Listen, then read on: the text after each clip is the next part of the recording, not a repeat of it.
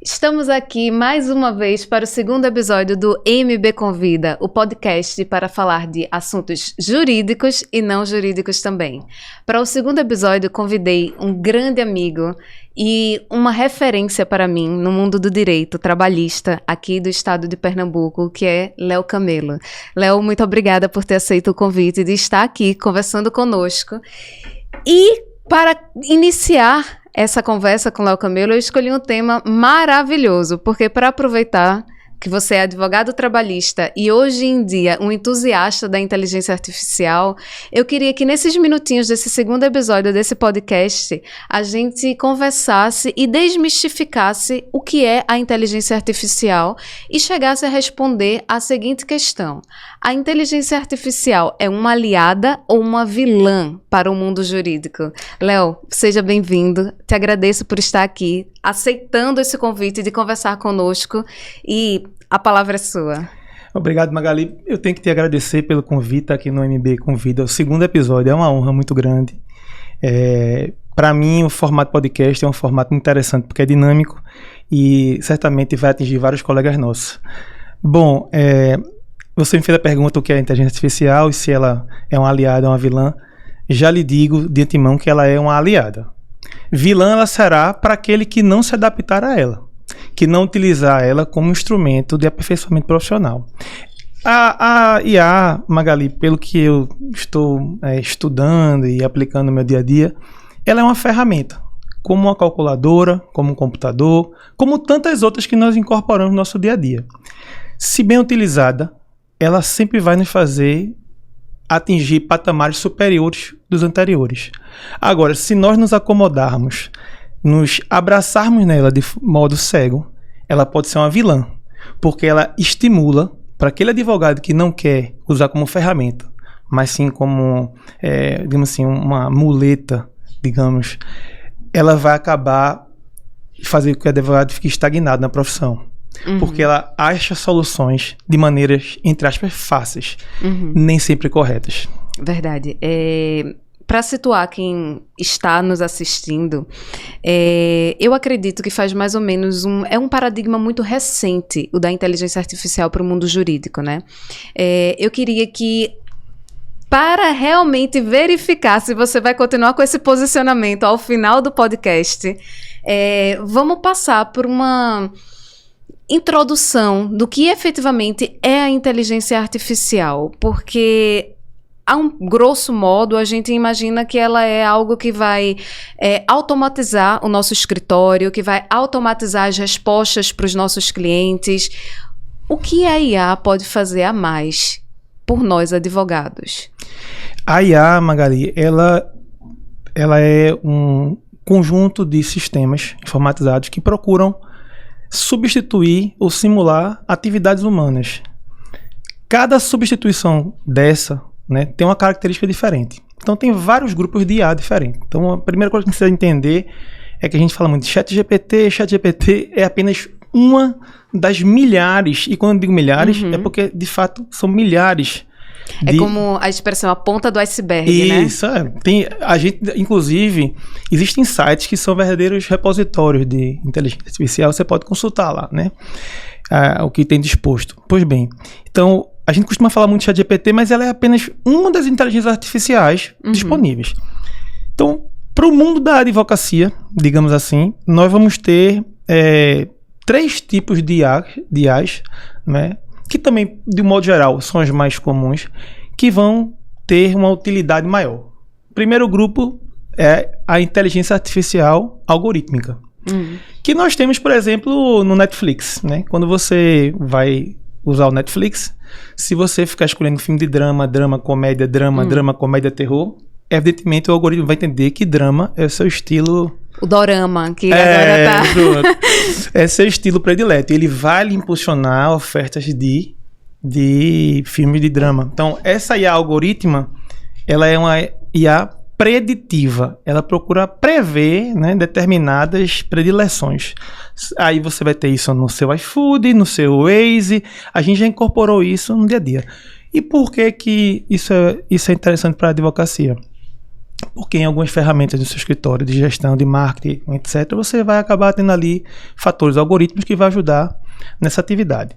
A segunda IA, que é muito eficiente para o história de advocacia, é a IA generativa. Uhum. Aí se inserem as IAs como ChatGPT, Gemini, Claude, Perplexity, Grok e todas as demais IAs generativas de textos, que a gente chama de LLM, né? Large Language Models, modelo de linguagem ampla. E também não só isso.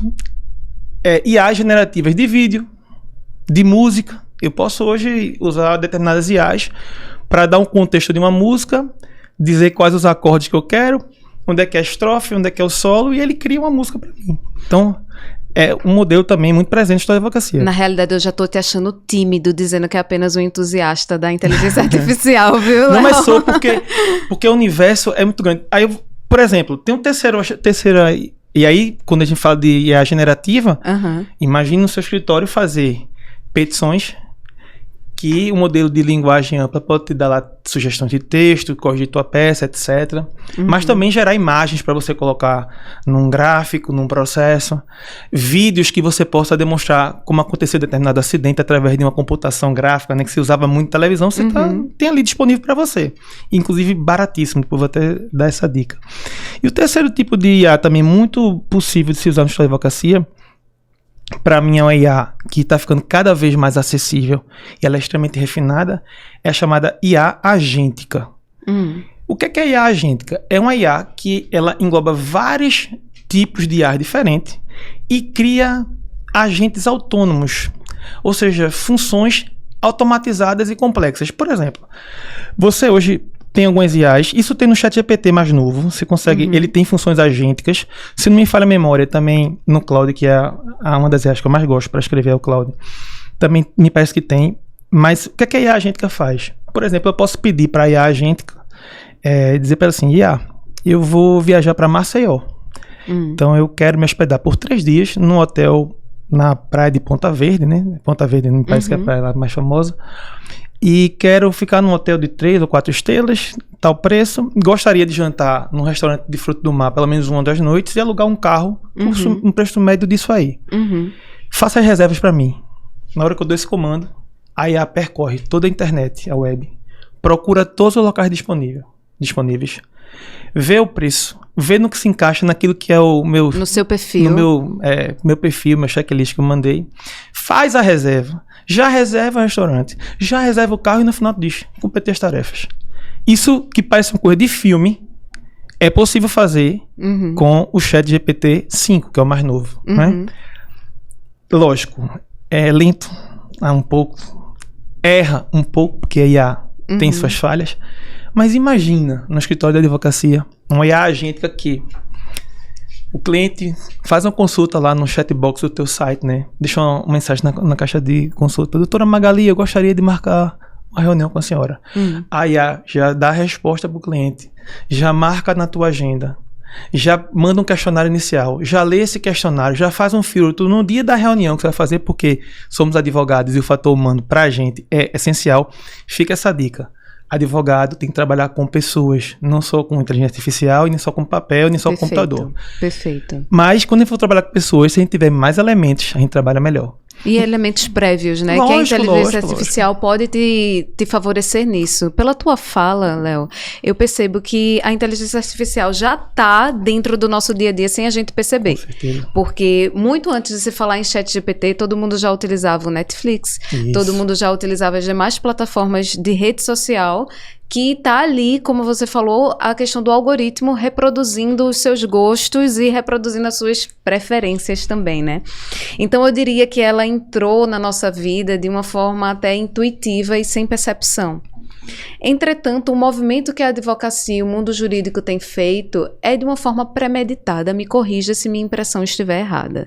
Eu entendo que hoje nós, advogados, estamos quase que obrigados a entender e a interpretar o uso da inteligência artificial na nossa dinâmica de trabalho. desde o atendimento ao cliente até a elaboração e a ajuda de elaboração de recursos mais complexos dentro do escritório. Por que eu abro esse tema para a gente falar especificamente e trazendo até mesmo a realidade do meu escritório? O que é que acontece? Hoje o cliente chega para mim, é um cliente que ele já sabe o direito dele. Ele já tem consciência.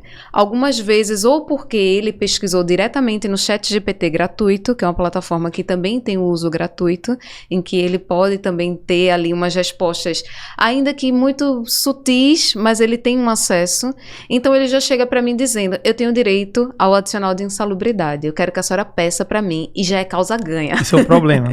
Esse é o problema. Esse é um grande problema, porque antes era um trabalho nosso de investigação de qual era o direito do nosso cliente. Então, Magali, vê que coisa interessante. Você falou uma coisa que é a realidade.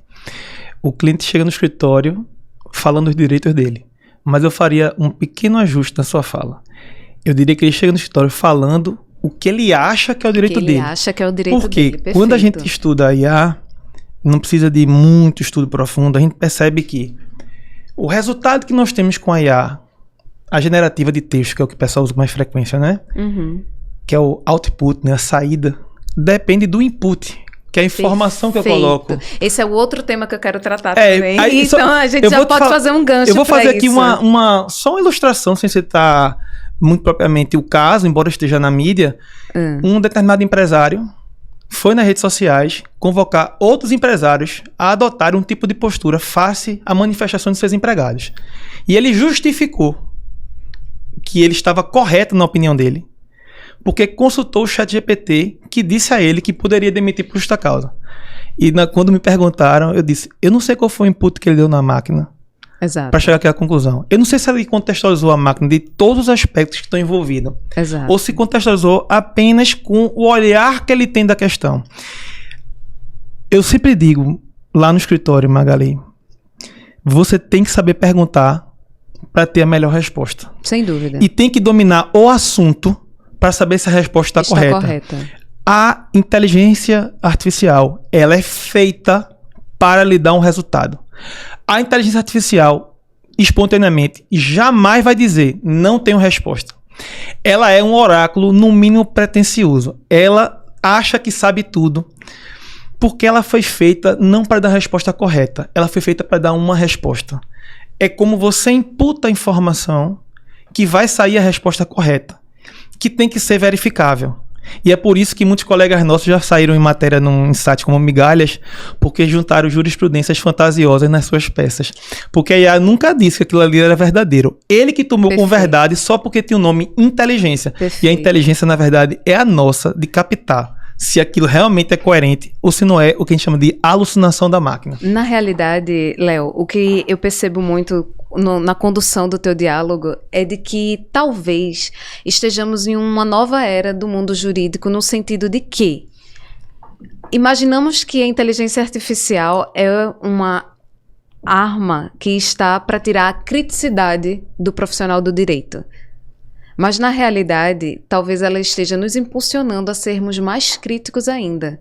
Porque a partir do momento que você sabe questionar corretamente, a partir do momento que você sabe levantar as premissas corretas... Quando você usou a palavra oráculo, eu me senti agora no mundo de Sofia. Por quê? Porque Aristóteles já dizia que nós precisávamos das premissas corretas para ter as conclusões corretas. Exatamente. Vale para IA. Vale para IA. Então, ou seja... Hoje, a tecnologia nada mais é do que a manifestação filosófica daquilo que os gregos estavam se manifestando e dizendo lá na pré-história antes de Cristo, que era premissa maior, premissa menor, conclusão. E a experiência que eu tenho com a inteligência artificial, a experiência que o meu escritório tem e que eu vejo muitos advogados terem, é ratificando a tua fala de que se você der o comando errado, ele vai exatamente... Lógico que você está com os termos técnicos, porque você não é só um entusiasta, você realmente está sabendo, além da curva, de muitos advogados que só usam ali a pontinha do iceberg da inteligência artificial. Então, não é só você dar o comando correto, é também você saber interpretar aquela resposta que você está recebendo, para ver se você aplica ao caso, ou se você pode dar um novo comando, mandando ele reanalisar. Magali, eu tenho, nesse atual momento da minha vida com a IA, eu não estou dizendo que vai ser assim para o ano, mas estou falando que 2025, vou datar essa minha fala, setembro de 2025. Hoje, eu não peço para a IA fazer uma petição para mim. Não peço. Eu peço para ela analisar as minhas petições e analisar o processo e me dar sugestões. Boa parte das sugestões eu não utilizo. Porque, como eu falei, ela não tem o bom senso, que é um atributo humano. Por exemplo, em algumas situações, quando eu peço, e eu tenho ferramentas depois de muita tentativa e erro, eu ajustei algumas coisas. Então, tem alguns assistentes virtuais meus que estão funcionando muito bem. Muito bem. O de embargo declaratório, por exemplo, que eu tenho, ele é muito chato. Só para contextualizar, você tem que dizer também o que é assistente virtual, para quem está assistindo a gente, talvez não tenha esse conhecimento prévio da inteligência artificial. Quando você trabalha com a inteligência artificial, né, generativa de texto, ou seja, que ela gera textos, você pode simplesmente dar um comando ali na inteligência artificial e obter uma resposta, que a gente chama de prompt.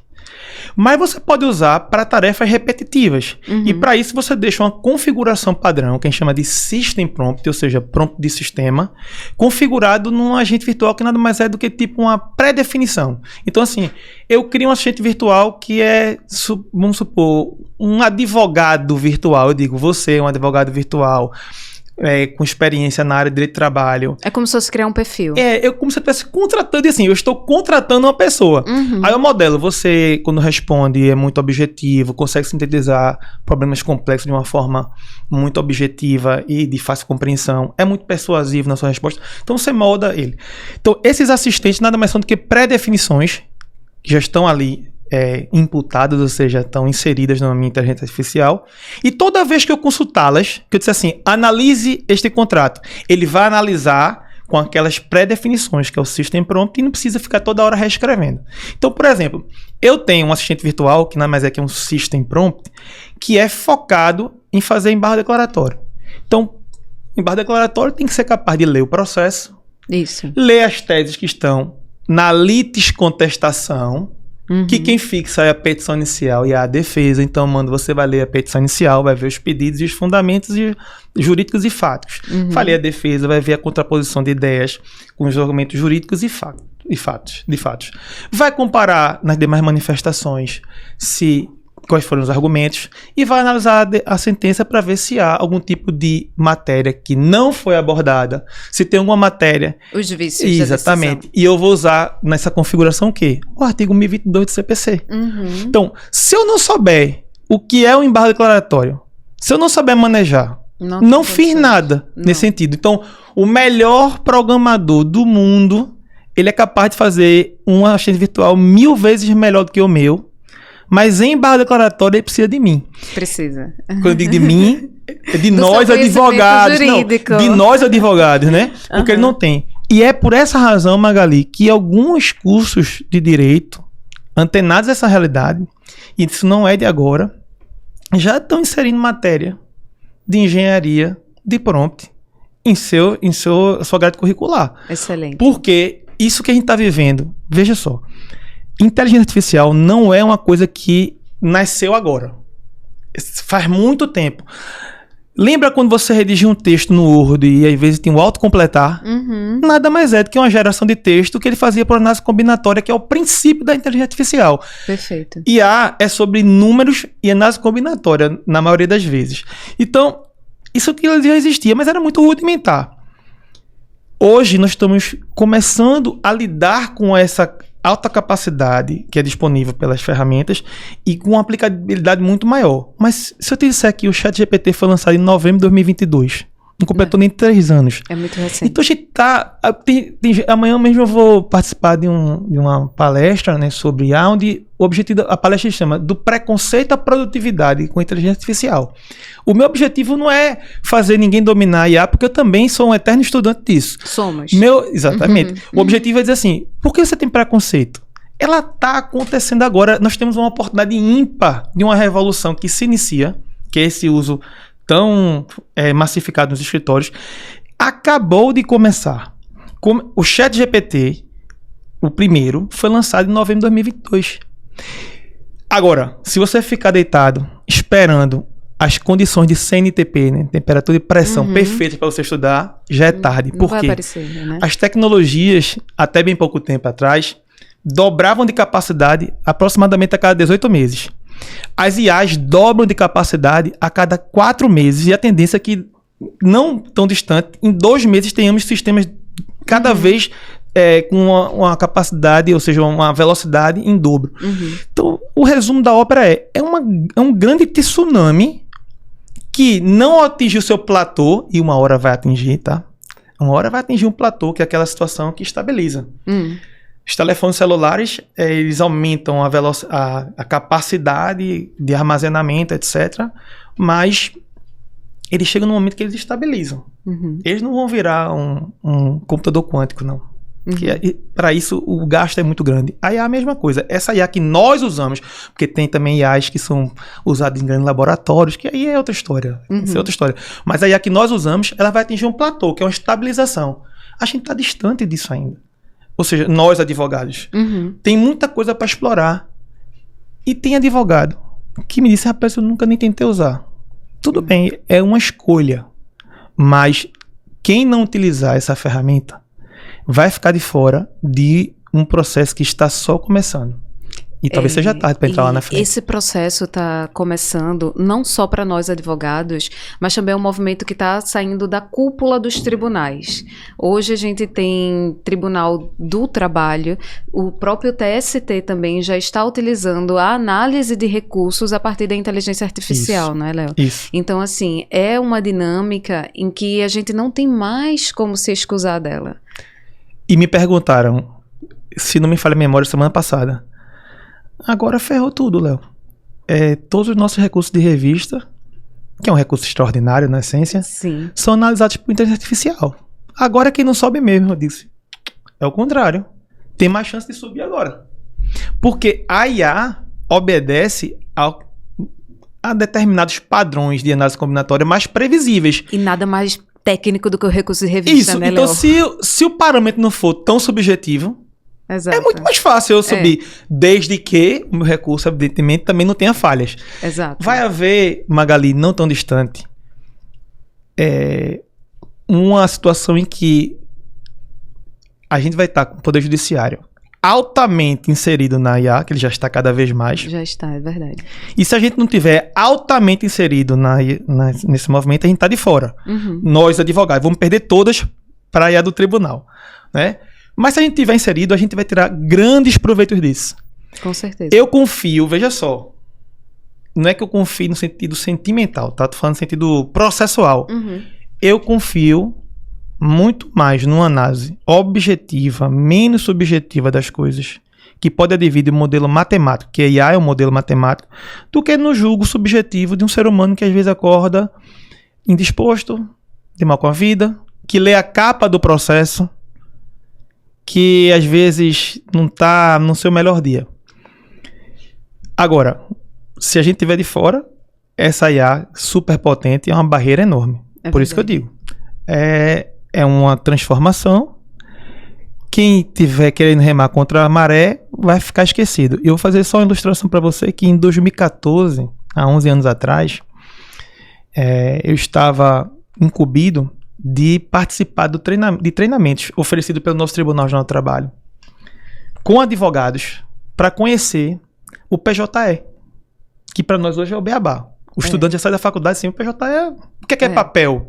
Exato. Léo estagiário levava uma maleta Autos com... físicos. Pois é, o que é malote. Não existe isso, né? Xerox. Pois bem, eu fui convidado pelo tribunal para ser um agente replicador. O tribunal disse, vou treinar alguns advogados, alguns que se familiarizam mais com computação, e eles vão replicar.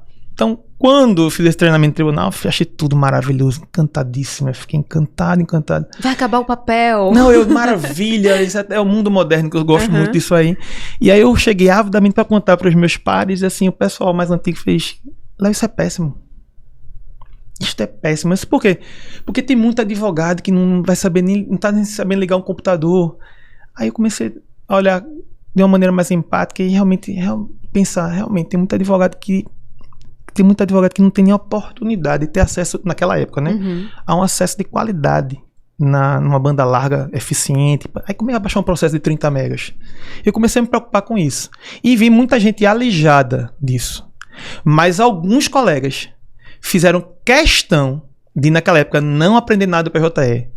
De não entrar... Teve a época que você escolhia se colocava ação com PJE ou físico. Não quero... Foram resistentes. O mundo não teve piedade. O papel passou e tá aí o PJE com todos os males e benefícios existindo. E quem se afastou foi alijado do mercado. E há a mesma coisa. Por enquanto, a gente ainda pode ficar sem ela. Você pode advogar sem ela.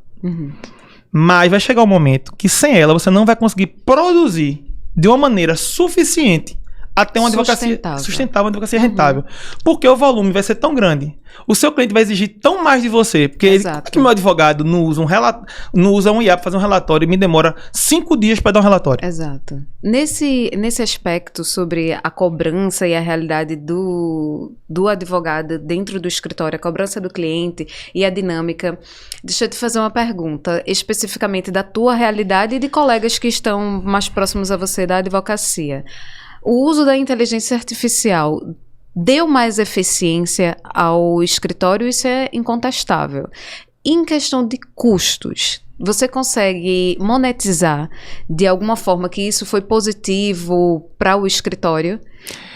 Eu não gosto de um cálculo que fazem no mercado, que assim, essa IA vai poupar tantos advogados do seu escritório.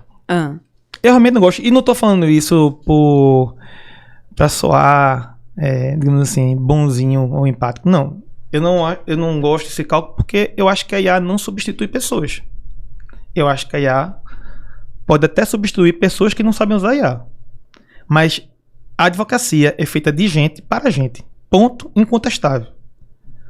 Há formas de você digitalizar uma parte da atividade, mas no final, nas duas pontas, é pessoa com pessoa.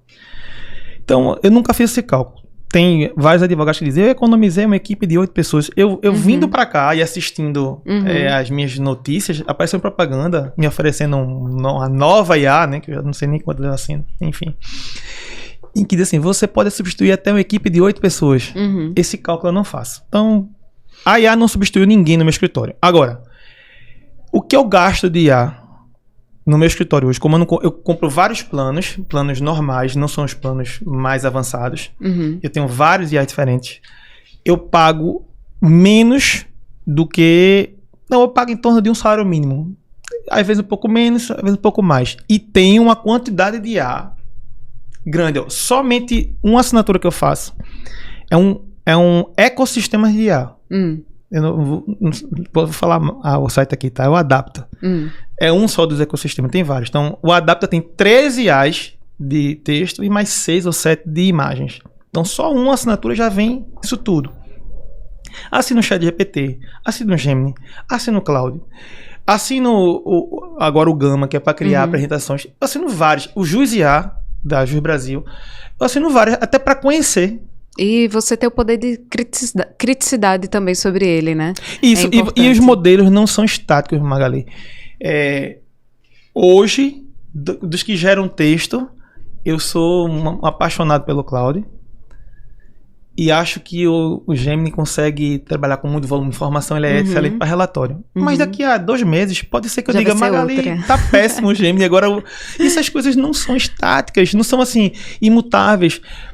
O que é interessante, eu coloquei no meu custo pessoal uma verba ou centro de custo destinado a isso. Eu queria dizer um pouco da minha experiência. Eu lembro bem quando eu descobri o ChatGPT. Não foi à toa, eu realmente me dispus, saí de casa e fui fazer um curso de inteligência artificial para advocacia. E nessa experiência que eu tive, quando eu vi ela gerando um texto e analisando um documento para mim, eu disse, fiquei deslumbrada, fiquei ansiosa para ir para casa para contar para minha irmã, que também é advogada, para ela experienciar. Você tem que provar isso, como se fosse a descoberta, né, do mundo. É incrível. Na época eu coordenava uma equipe de advogados e eu disse, eu vou aplicar isso imediatamente. Imediatamente eu vou replicar isso dentro da equipe jurídica que eu coordeno. Eis a grande dificuldade, Léo, que eu queria compartilhar contigo agora e saber se você viveu essa experiência também. Qual foi a grande dificuldade? Inserir essas pessoas num mundo digital, não é nem na tecnologia propriamente dito, é num mundo digital em que é interação. Ou seja, não basta você simplesmente adotar a plataforma. Porque eu adotei a plataforma de início, eu disse, eu vou adotar essa plataforma e todo mundo da minha equipe que eu estou coordenando vai utilizar a inteligência artificial para analisar documentos. Porque ele vai conseguir analisar com um nível de precisão e velocidade muito alta, que vai aumentar a nossa eficiência aqui e produtividade no escritório. Qual foi a dificuldade? Eles não sabiam. Aí eu disse, peraí, eu tenho que dar um passo atrás e tenho que ensinar essas pessoas, dar os meios, não eu propriamente dito no caso, né?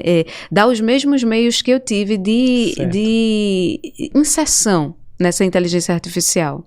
E falando especificamente sobre esse tema, como é que tu viu isso e vê e analisa que está sendo para os escritórios que tem um organograma muito bem definido, em que a decisão sai de cima e que diz, agora todo mundo no meu escritório vai utilizar a inteligência artificial para produzir.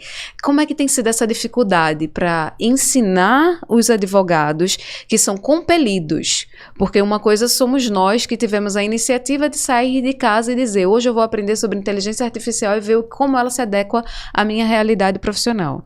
E de repente você tá em casa, chega na segunda-feira no trabalho, seu gestor diz, agora todo mundo vai usar a inteligência artificial. Meio que obrigado, né? Como é essa experiência que tu...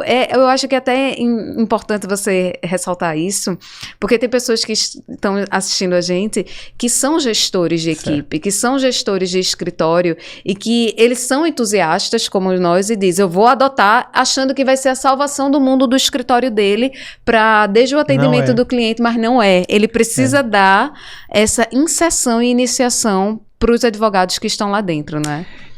Não sei se você conhece, ele tá direto para podcast, tem um programador chamado Fábio Akita. Fábio Akita, acho ele brilhante, porque ele fala tudo com muita facilidade na linguagem, de modo que um advogado consegue entender um programador, porque ele tem essa didática muito boa. E ele é empolgado e desempolgado com a IA, de uma maneira assim muito escancarada. Ele tem uma frase que é a seguinte: a empolgação com a inteligência artificial é inversamente proporcional ao conhecimento que você tem dela. Ou seja, quanto mais você conhece a inteligência artificial, menos você fica empolgado. Você diz, não faz nenhum sentido essa frase. Faz.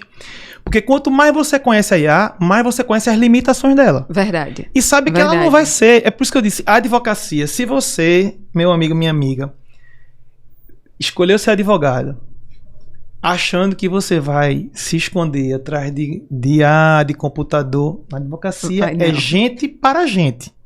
Percurso a gente pode até digitalizar, informatizar, virtualizar, mas é gente para gente. Então, o que eu fiz?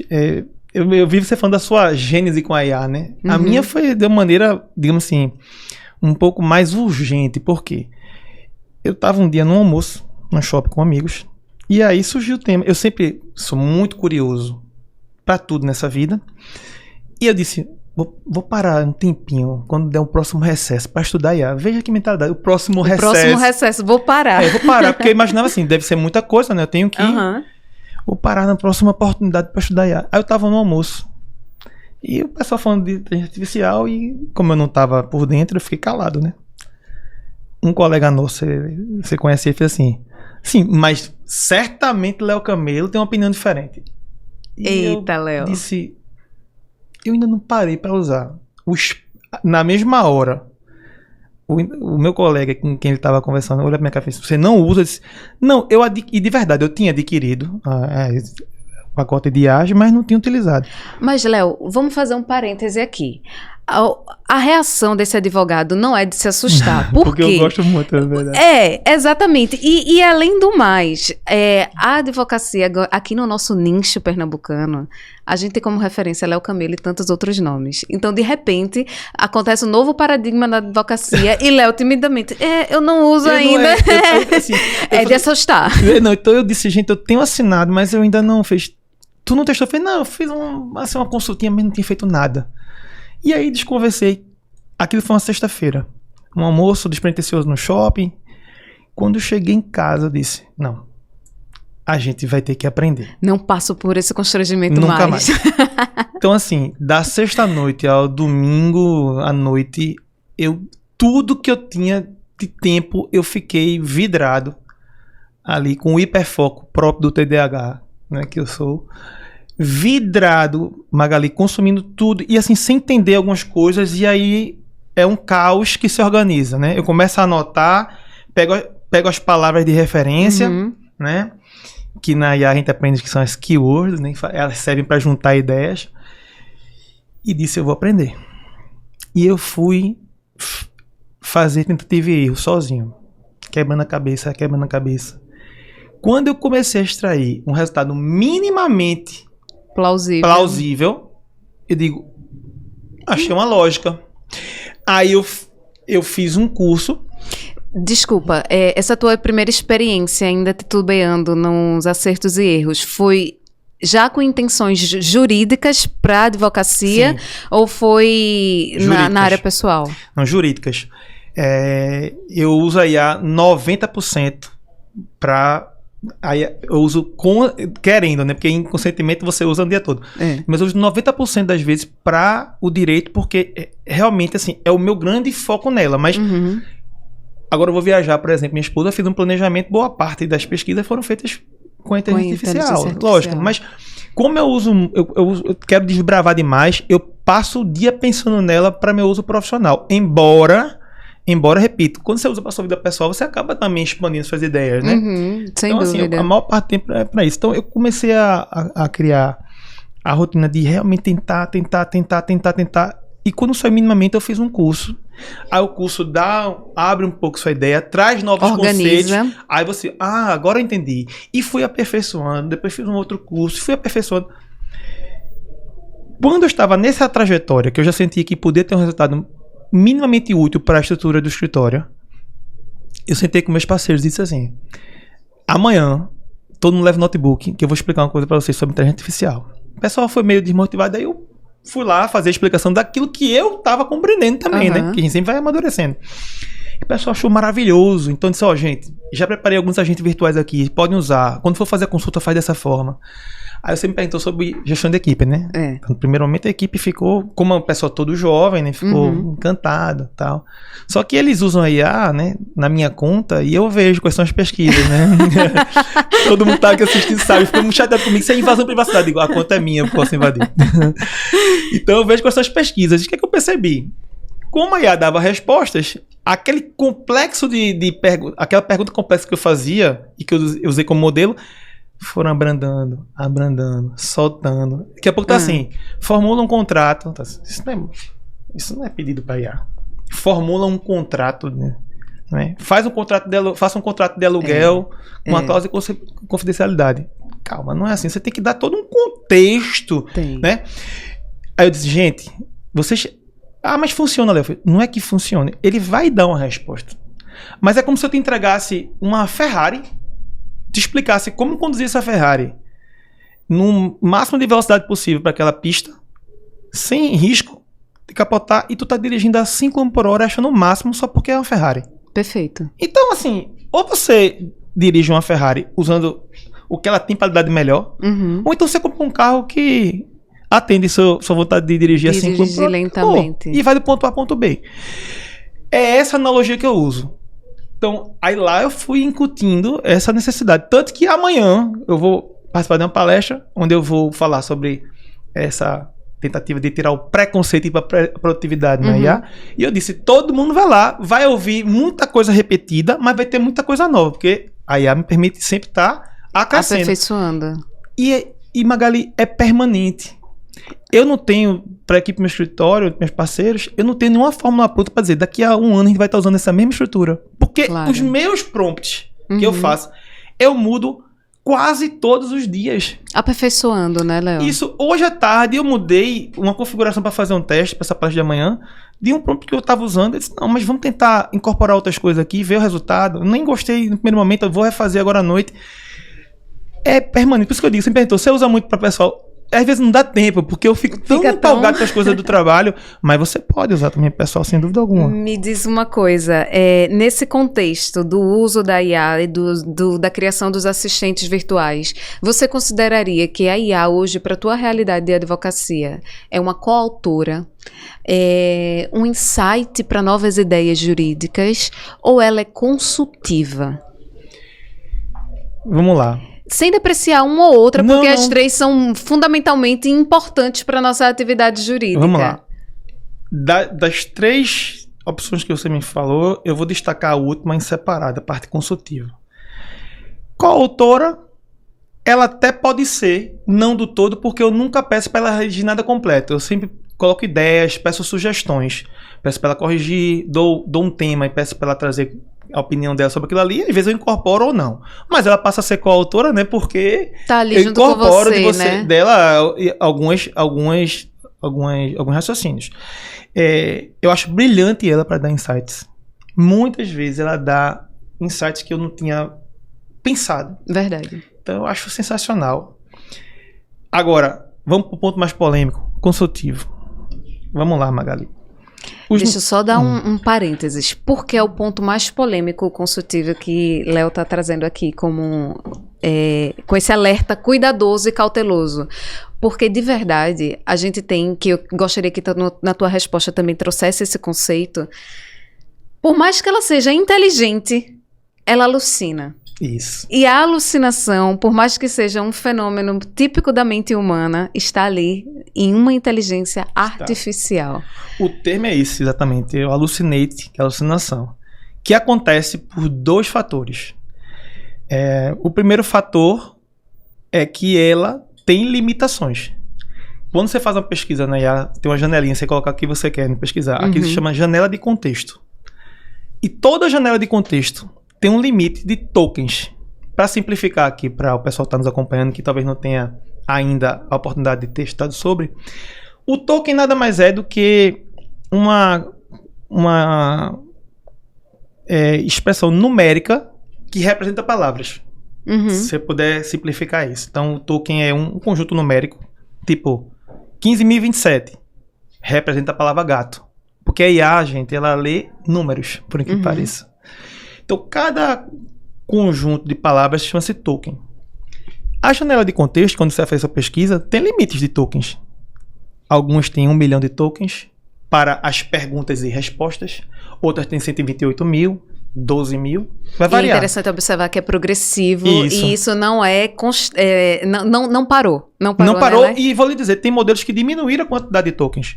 O Llama, por exemplo, o Llama 4, ele tem 10 milhões de tokens disponíveis na janela de contexto. Mas é menos eficiente do que o Gemini, que tem 1 milhão de tokens na janela de contexto, porque o Gemini tem uma rede neural que a gente chama muito mais eficiente. Inclusive, o Gemini foi 2 milhões de tokens até um dia desse. Ele diminuía a quantidade de tokens para dar uma informação mais precisa. É tipo assim, tava muita informação e pouca acurácia, pouca precisão. Pois bem, então a alucinação vem do quê? Vem do esgotamento da capacidade de tokens. Ou seja, na sua janela de contexto, você faz uma pergunta, outra, uma pergunta, outra, uma pergunta, outra, vai esgotando aquilo ali de informação. Chega uma hora que ela responde qualquer coisa. Porque já está fora da capacidade de análise dela. Quando ultrapassa do limite da janela de contexto, pela quantidade de tokens, ela dá qualquer resposta. É aí que nasce a alucinação. Isso é a primeira coisa. A segunda coisa muito comum de que gera alucinação é porque você, quando vai programar a IA, você tem que colocar ela na rédea, como se fosse um alazão, assim, um cavalo bem bravo, né, destemido. Você tem que... Adorei a metáfora. Pronto. Tem que segurar na rédea, para ele fazer a cavalgada no caminho que você quer, na velocidade que você quer, no trecho que você quer. Pois bem, quando você não deixa a coisa amarrada, ela vai buscar respostas em qualquer lugar.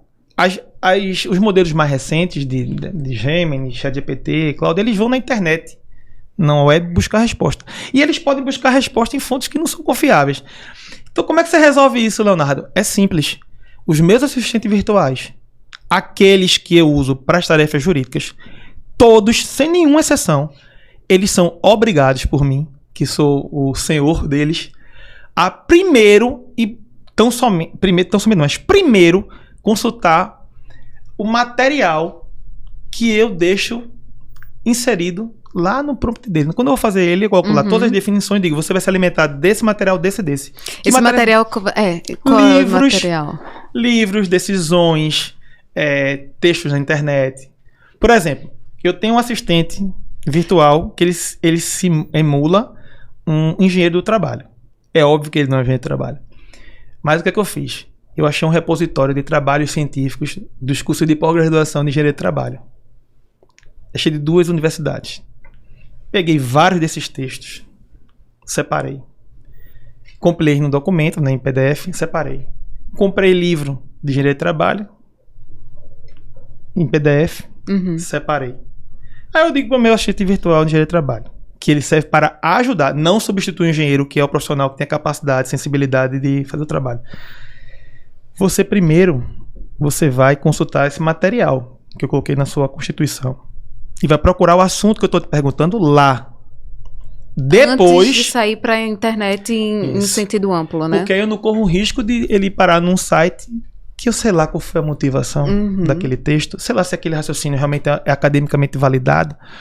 Então, quando você faz isso, a capacidade de alucinar diminui drasticamente. Então, se eu exijo da minha IA, da minha IA generativa de texto, somente o limite de contexto que ela tem, né, de tokens, ou seja, não esgoto ela com muita informação. Se eu dou a ela assim, as ferramentas de controle, né, não invente jurisprudência, não invente citação. Primeiro consulte a base de conhecimento, que a gente chama base de conhecimento, que eu coloquei na sua Constituição, depois vá na internet. Ele vai procurar de trabalho nos livros de Sérgio Pinto Martins, Carlos Henrique Bezerra Leite, de trabalho em Maurício Godinho Delgado, e aí eu escolho quem é aquele assistente virtual. É como se eu contratei um advogado que leu o livro de Godinho, que leu o livro de Sérgio Pinto Martins, que leu o livro de Carlos Henrique Bezerra Leite. Tá ali. Ele, quando for pesquisar de recurso de revista, ele vai procurar lá primeiro, depois vai para a internet. Então, você diminui essa capacidade. Agora, é o que eu estou falando. Para chegar a essa conclusão, eu precisei errar bastante. E entender por que eu pedi uma matéria. Quando eu comecei a usar a IA, eu também estava dando aula. E assim, ela cria textos para aula maravilhosos. Mas quando você pede citações doutrinárias, é uma maluquice, né? Porque ela colocava lá opiniões, assim, conforme... livro Valentim Carrion. Eu tinha certeza que Valentim Carrion jamais teria falado aquilo. Até porque Valentim Carrion nem tinha produzido nada material científico para problemas tão recentes como a gente está vivendo. Então, assim, eu digo, ela alucinou, ela criou um raciocínio, que o raciocínio era coerente, mas no afã de me dar uma citação doutrinária, disse, qual o doutrinador que ele gosta, que ele pode gostar? Valentim Carrion. Aí inventa um livro de Valentim Carrion e coloca aí. Então ficou um alerta aqui.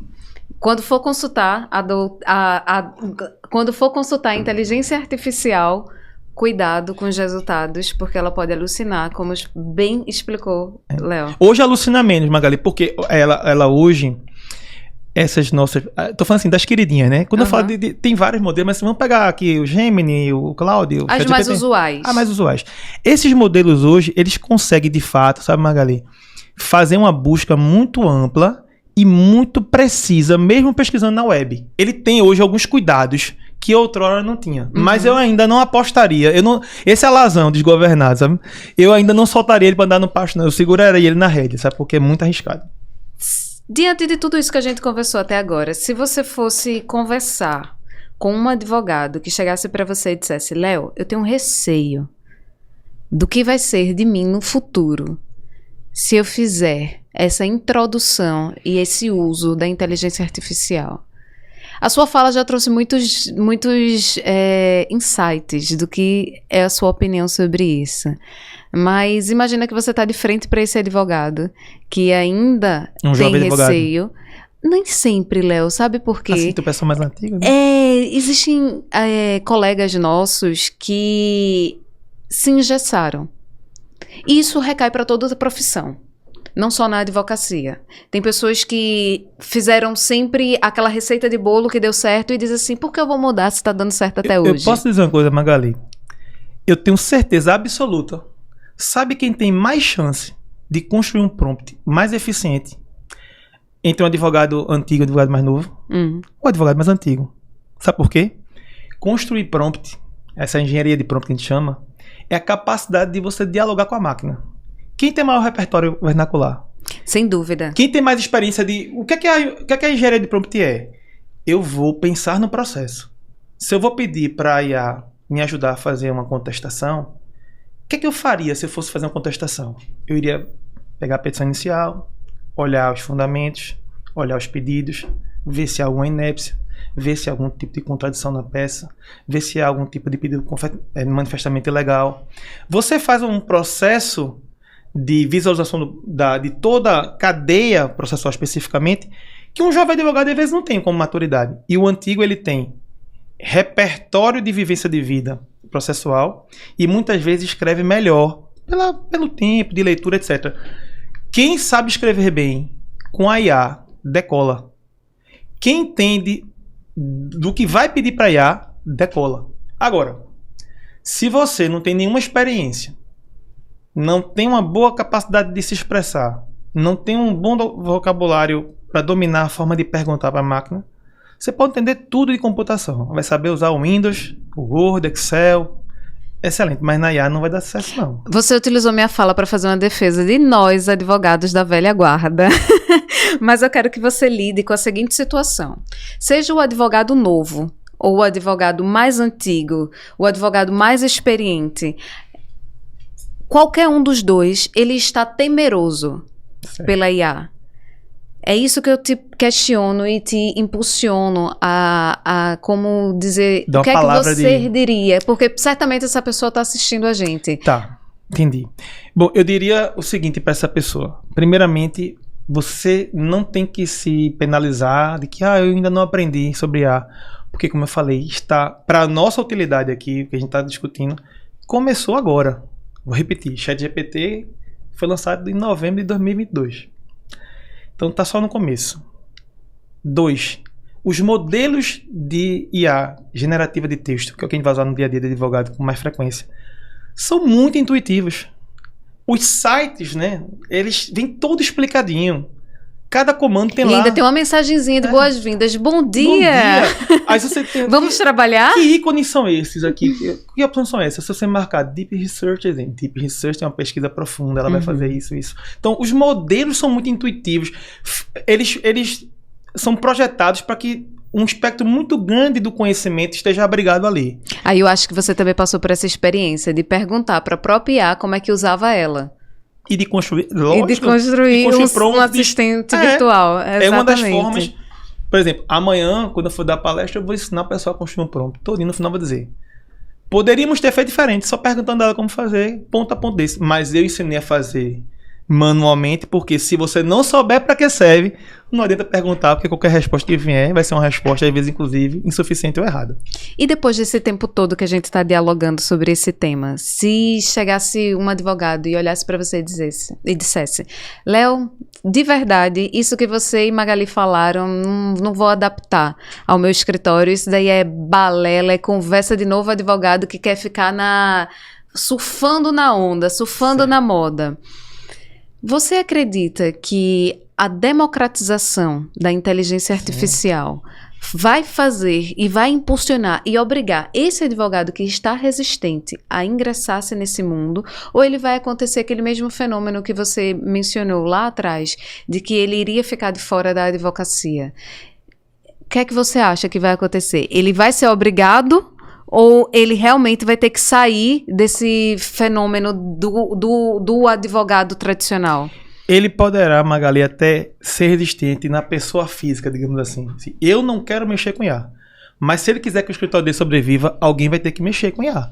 E aí, nesse ponto, alguém que ele contratar ou fizer parceria vai ter que dominar aquela ferramenta. Porque vai chegar um momento em que ela vai ser condição sine qua non.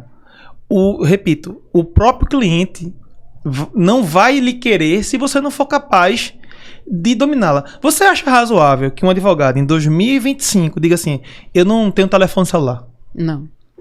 Qual é o cliente que vai contratar um advogado que diz assim, eu só trabalho com telefone fixo? Evidentemente que grandes mentes brilhantes vão ser sempre mentes brilhantes com seu telefone celular. Exato. Mas na dinâmica do relacionamento com o cliente, não ter esse aparelho por perto é inimaginável. É a mesma coisa guardada as devidas proporções. Uma hora você vai ter que ter, ou então vai ter que ter na sua estrutura, ainda que você não lide diretamente com ela. Fato. Perfeito. E já que você trouxe novamente o tema do cliente, que é o nosso capital no nosso escritório. Lidamos com teses jurídicas. Eu até mencionei essa semana que no meu escritório, processo é vida e vida é processo, e é uma simbiose fundamental isso. E é um lema e um exercício que eu quero sempre levar na minha advocacia. Óbvio que chega assim um tempo, em um instante, que você lida na velocidade da produtividade, mas são vidas ali que a gente tem. Então, como você entende que a sua advocacia, com o uso da inteligência artificial, melhorou a resposta e a vida do seu cliente? Chega até ele? Ou... O produto final, sim. O produto final, sim. Eu procuro dentro do escritório usar a IA com alguns freios, como eu lhe falei. Eu não peço para fazer uma petição, por exemplo, porque a redação da IA, quando você se acostuma com ela, ela é muito previsível e meio padronizada para algumas coisas. E você sabe identificar Você consegue identificar. Inclusive, matematicamente tem uma explicação. A IA constrói os textos dela maiores, geralmente em 108 tokens. Existe um cálculo matemático para isso. Tanto que existem sites que dizem esse texto tem tantos por cento de probabilidade de ter sido feito por IA. Tá vendo que ele não é só um entusiasta? Então, assim, eu procuro... Como eu sei que a linguagem da IA é um pouco mecanizada, eu procuro dar sempre uma amenizada nesse uso. Por isso que eu nunca peço redações, eu peço ideias, para das ideias construir as redações. Então, assim, o meu cliente sente na produtividade, porque eu consigo fazer coisas mais rápidas. Ele talvez não saiba que eu estou usando IA, e nem eu acho que ele deva saber, porque ele contratou, foi Leonardo, não foi a IA. E o que a IA alucinar, se eu não tiver... São ferramentas de trabalho. E se a IA alucinar, eu não posso dizer, a culpa é do estagiário, a culpa é minha, né? Como se diz. Então, assim, no final das contas, ele acaba percebendo pela produtividade. Agora, eu procuro humanizar o processo e ele fala comigo. No meu escritório não tem atendimento por IA. Não estou criminalizando quem tem aí, pode ser que um dia eu pague com a minha língua, mas como eu disse, eu ainda acredito que a advocacia é feita de pessoa para pessoas. É o que eu acho.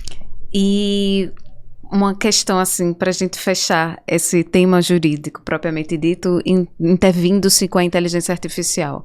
O que você acha mais perigoso? Um advogado que não usa a inteligência artificial ou um advogado que acredita piamente na inteligência artificial? A segunda hipótese. O que não usa, ele tem ainda a possibilidade de passar a usar e aprender corretamente as limitações, os riscos.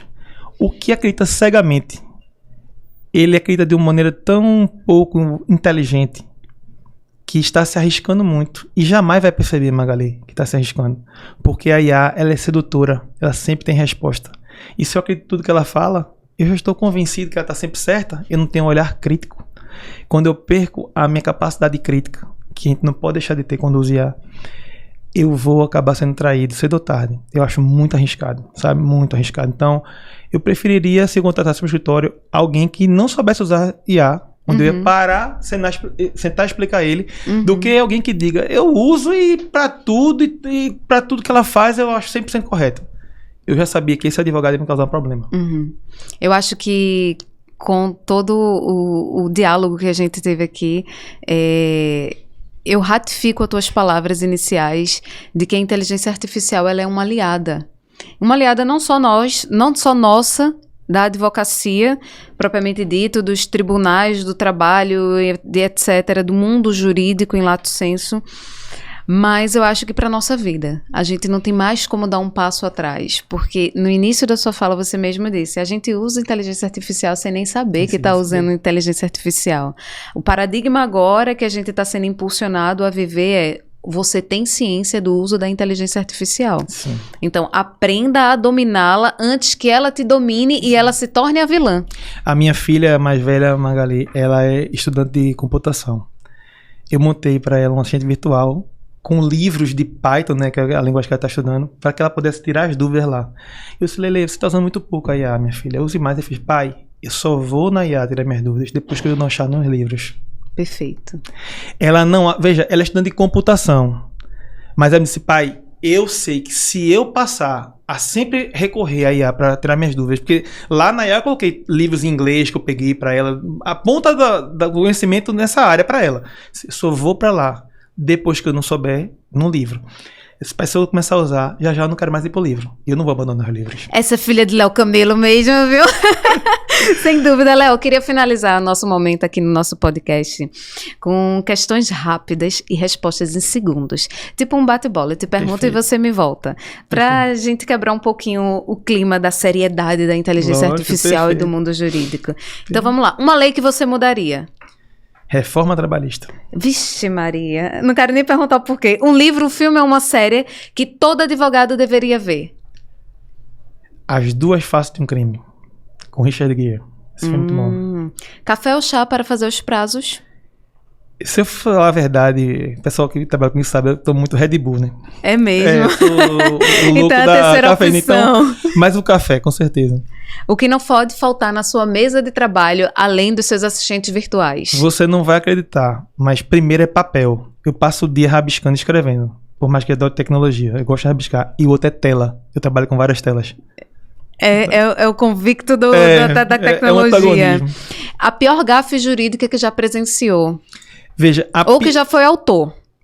Veja, já devo ter cometido várias gafes, mas assim, já quem tá falando de IA, a pior que eu vi recentemente foi o advogado, com todo respeito ao colega, que foi fazer a sustentação oral e pediu licença para usar a IA. E ele colocou a IA com a voz feminina para fazer a sustentação oral dele. A IA não sabia nem falar o que estava no texto, porque ela não tinha boa precisão. Então, assim, foi constrangedor. Péssimo pra gente. Nada mais contextual, não? Pois é. Um meme jurídico.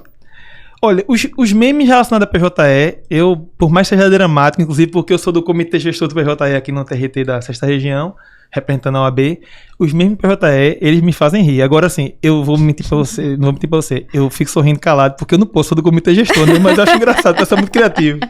Se você não fosse advogado, o que Léo Camelo seria? Meu sonho era ser músico. Eu fui advogado por um acidente. Todos os meus amigos de infância, e até no exército, todos disseram que eu sempre fui advogado. O colégio era aquele cara que lutava pelo direito dos outros e peitava o diretor, mas eu queria ser músico. E eu ia abandonar o direito, porque eu fui pro curso sem querer e comecei a reprovar no começo do curso, eu não gostava. Meu sonho era fazer música. E aí foi um estágio no órgão público, onde minha função era colar os AR que chegavam nos processos. E a minha função só era essa, colar o AR, que eu comecei a ver processo. Um processo de autuação, né, que eu trabalhava, eu estagiava no IPEM. E aquela atividade repetitiva, mas que me fazia ter contato com um processo.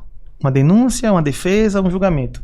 Aquilo me encantou. Decidi em diante desse estágio, aí eu resolvi tirar o atraso, todas as repetências que eu tive, e consumir o máximo possível e virar advogado. Mas a música é uma das grandes paixões da minha vida. O cliente mais inusitado que já chegou no seu escritório, Léo? Olha, o cliente mais inusitado que chegou no meu escritório foi no primeiro escritório que eu fui sócio, né, que até hoje existe, meu ex-sócio ainda permaneceu com a banca. Foi um cliente que ele era recusado por todos os escritórios aqui grandes de Pernambuco. E aí foi parar no meu escritório, que era um escritório de médio porte, o primeiro escritório que eu tive. Mas a gente foi alertado que ele é um cliente bem complicado para N coisas, pagamentos, processos sempre embroncados, enfim, um empresário. E por que foi inusitado? Porque quando eu fui fazer o relatório dos processos, Magali, quase todos os processos eram ainda processos físicos, quase todos eram autos sumidos, restaurados. Os diretores de secretaria não deixavam tirar... Olha o contraponto com a IA. Não deixavam eu tirar o processo para Xerox. Alguns diretores que eu até conheço, não, esse processo aqui só vai tirar Xerox se o servidor acompanhar você na Xerox. Você me conhece. Resumo, foi um cliente que a forma de lidar com o processo era sumir com os processos. Meu Deus. E assim, ele não precisava de advogado, ele precisava de uma censura, né? Inclusive criminal, na minha ótica. Mas como advogado foi um dilema, porque a gente disse, olha, eu e meus sócios fomos muito sinceros com ele. Se você quer ter um advogado, a gente tem que discutir as coisas no mundo do direito. E aí a gente passou a advogar para ele, discutir, perder, ganhar, mas no processo. Perfeito. Aquela estratégia de chamar o embargo de Rio, né? Que lá do TRT perto do Rio. Isso não existe no mundo da advocacia ética. Então, eu achei o mais inusitado porque eu realmente... Ele me fez passar por alguns constrangimentos e, assim, foi uma pessoa que saiu dessa circunstância a um cliente que, de fato, depois se organizou. Então, foi bem inusitado mesmo. Nunca esperei que um dia, profissionalmente, iria passar por isso, não. Em uma frase, a justiça é? Essencial. Sem dúvida. Léo, te agradeço muito por ter disponibilizado o seu tempo para conversar conosco, explicar sua experiência com a inteligência artificial, deixar a gente ainda mais entusiasmado com todo esse fenômeno paradigmático que está acontecendo no mundo jurídico e em todas as esferas sociais. E te dou o espaço de você fazer uma mensagem final aqui no segundo episódio, ainda no nascedouro do nosso MB Convida, que é um podcast que eu espero que a gente tenha muitos convidados ainda, que a gente enriqueça muito a advocacia e a comunicação sobre, efetivamente, informação. E eu acho que você está representando efetivamente o que eu quero traduzir nesse podcast, que é trazer pessoas com gabarito para falar de assuntos que estejam ali norteando a vida dela. O espaço é seu, Léo. Magali, eu te agradeço. Eu realmente me sinto muito honrado de participar desse segundo episódio, porque eu sei que esse projeto ele vai ter longevidade. Então, esse é um título que ninguém me tira, ter participado do segundo episódio. Eu acho importante esse diálogo que você estabelece. Sei que algumas pessoas vão ouvir nossa conversa de hoje despretensiosa e vão acabar despertando curiosidade, e que se isso acontecer com uma pessoa, já valeu, né? Já valeu a pena esse diálogo. Além de que tá aqui com você, trocar ideia, você e eu, a gente tem assim a advocacia na mesma área, a gente já chegou a fazer cursos juntos, né, de recursos de revista e outras coisas. E então assim, a gente se admira reciprocamente. Então saiba que eu valorizo muito sua advocacia e dou parabéns por fazer esse projeto tão corajoso. Nós não tínhamos um podcast como o seu aqui, e o seu já começa muito bem. Se Deus quiser, vai ter longevidade por muito tempo. Obrigada, Léo. Obrigada a você que ficou assistindo o nosso podcast, o nosso segundo episódio, e espero que vocês tenham gostado e aprendido muito conosco. Então, até o próximo.